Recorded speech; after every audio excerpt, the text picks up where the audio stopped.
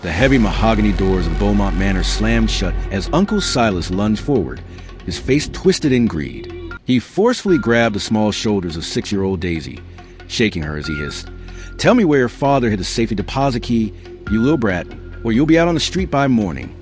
Silas's voice was the sound of a man who valued paper over blood. Daisy, a child of dark complexion with eyes that saw far more than a 6-year-old should, didn't shed a single tear. She looked at her trembling uncle with a chilling, ancient stillness. "Uncle Silas, you didn't just lose your temper. You just lost your inheritance. You have exactly 30 seconds to let go of me before the lawyers realized the 1957 Chevrolet Bel Air in the driveway was never part of the estate. It was the legal office where the real will was signed." The sound of the estate lawyers entering the room with a court order signaled the end of Silas's hostile takeover. The morning sun rose over the sprawling Beaumont estate, casting a golden glow on the mint-condition 1957 Chevrolet Bel Air parked prominently on the gravel drive. The car, a two-tone masterpiece of turquoise and white, was more than a vehicle. It was the soul of the family, a rolling promise made by Daisy's late father to keep their legacy intact. Inside the manor, the air was thick with the scent of old paper and new betrayal. Daisy, a tiny girl of dark complexion with braids that danced when she walked, sat in the corner of the massive library, while the adults shouted about dividends and property lines. Daisy was busy arranging her father's old pocket watch and a series of cryptic drawings. She wasn't playing, she was decoding. "The estate belongs to me by right of seniority," Uncle Silas roared, his voice echoing off the vaulted ceilings. He was a man who viewed the family's wealth as his personal piggy bank. "My brother was clearly not in his right mind when he left everything to a child and her mother." "Uncle Silas, Daddy said the treasure is in the heart of the Chevy," Daisy said, her voice a small but steady baritone that cut through the noise. "He said the paper you're holding is just a shadow of the truth." Silas laughed, a dry, mocking sound. "I don't need a child who still needs a nightlight to tell me about probate law. In this house, my word is a law. Now, get out of my sight before I have your toys thrown into the incinerator." Daisy moved to show him the secret compartment in her father's watch, but Silas wanted a display of absolute dominance. The uncle reached out and forcefully gripped Daisy's arm, yanking her toward the center of the room. The physical violation was shocking. Silas pinned Daisy against a heavy oak desk, his hand pressing firmly against her small chest as he loomed over her like a shadow. "I said keep your mouth shut," Silas hissed, his face contorted in a sneer. "You think because you were his favorite you have a say in this? You're a guest in my house now. You're a child, and right now, you're an obstacle I'm about to remove." Daisy suffered the physical contact with stoic, terrifying dignity. She felt the hard edge of the desk against her back. "Uncle Silas, you are currently committing a physical assault and trying to steal from a widow. I suggest you remove your hand before the lawyers realize the Bel Air is already registered in my name, not the estate's." Silas didn't listen. He ratcheted the pressure on Daisy's shoulder, shoving her toward the door. "The lawyers answer to me. I am the Beaumont name." He forcefully shoved Daisy out of the library, nearly causing her fall onto the marble floor. The tension in the manor was suffocating. The family lawyer, Marcus, stared at the new will Silas had provided, his face turning a ghostly shade of white as he noticed a discrepancy in the dates. "Silas, stop. The signature on this document. It doesn't match the foundation filings," Marcus whispered, his voice trembling. "Not now, Marcus. I'm saving this family from ruin." Silas lied, his arrogance forcing him to double down as he ordered the movers to start clearing out Daisy's mother's belongings.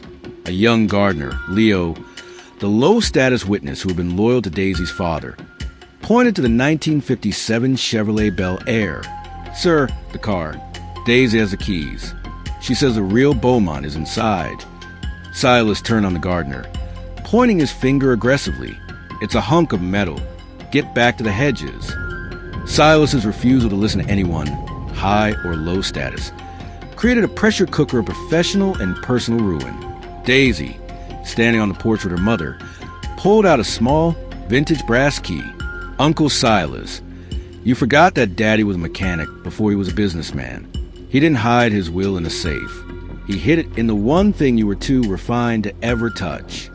Silas just mocked her, You're a kid with a toy.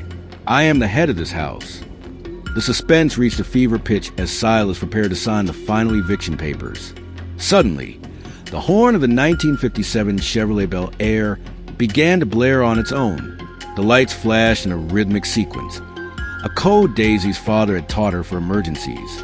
The car, it's possessed. Sarah, the aunt who had stayed silent, screamed. Silas, what is happening?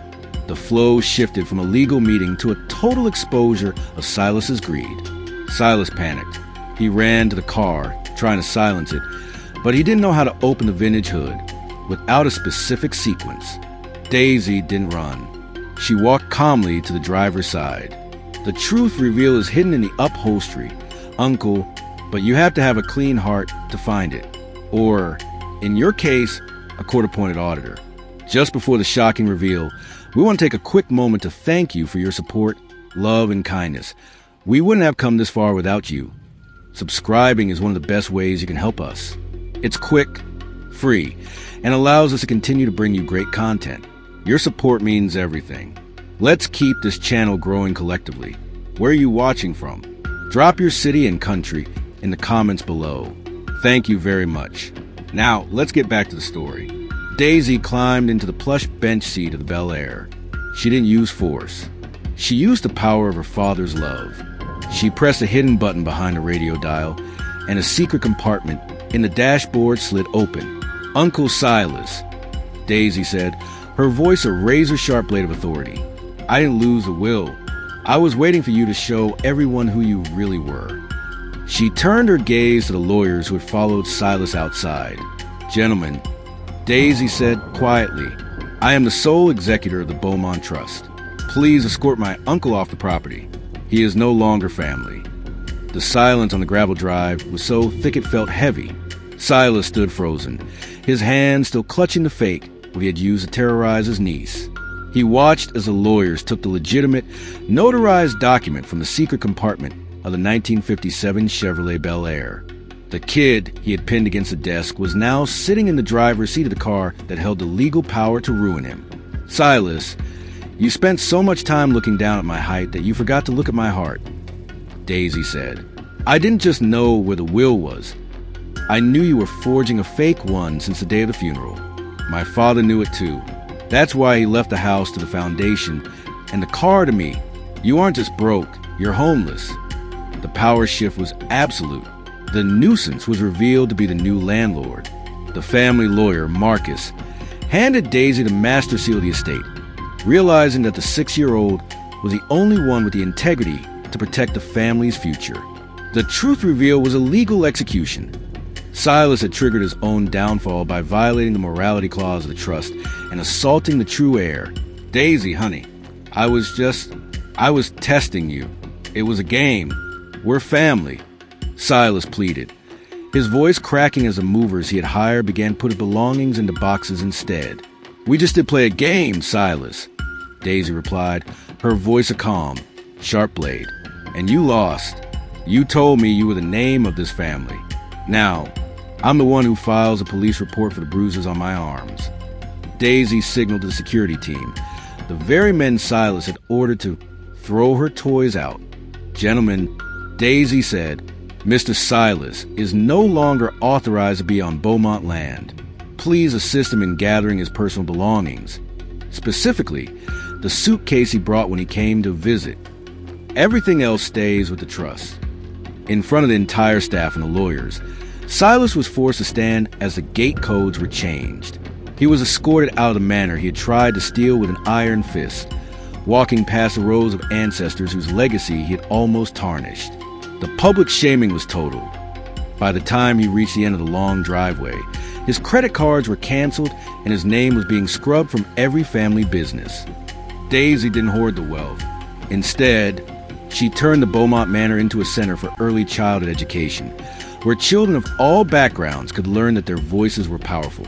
She kept the 1957 Chevrolet Bel Air as a reminder that the most valuable things aren't stored in safes, but in the memories we share with those we love.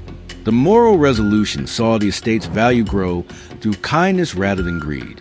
Daisy became a symbol of a new era of leadership, one built on truth and courage rather than age and ego.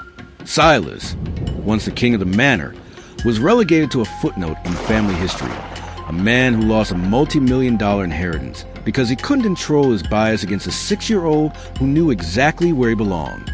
Small stature does not mean small importance. When you treat a child with disrespect because you believe they are less than you are underestimating the purest form of wisdom in the room. Greed is a fire that eventually consumes its own master. True legacy isn't what you take from the world, but what you leave behind for the ones who follow.